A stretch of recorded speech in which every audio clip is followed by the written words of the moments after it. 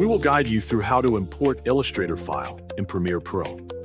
Quick disclaimer, skipping a single step will affect your final result, so you need to follow this step-by-step guide carefully.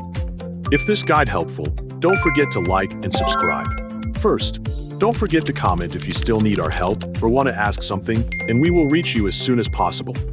Second, start by opening Adobe Premiere Pro. When the application opens, create a new project if you are starting from scratch, or open an existing project where you want to use the Illustrator artwork.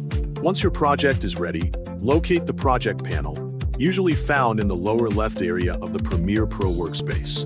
Right-click on an empty area inside the project panel to open a menu with several options. From this menu, select Import to begin adding your Illustrator file to the project. A file browser will appear, allowing you to search through folders on your computer. Find the Illustrator file you want to use and select it.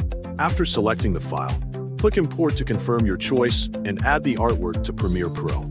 Wait for Premiere Pro to load the Illustrator file before continuing with the remaining editing steps properly. The loading time may depend on the file size and complexity of the artwork. Once the import is finished, look inside the project panel and find the Illustrator file you just imported. Select the file and drag it from the project panel onto the timeline. The Illustrator graphic will appear as a clip on the timeline and can be viewed in the program monitor. Next, adjust the position of the Illustrator graphic in the program monitor by selecting the graphic and moving it to your preferred location. To make precise adjustments, open the Effect Controls panel. This panel provides settings that allow you to change properties of the graphic. Find the Scale setting and change its value to resize the Illustrator graphic. You can increase the value to make the graphic larger or decrease it to make the graphic smaller. Then, change the position setting to move the graphic horizontally or vertically within the video frame.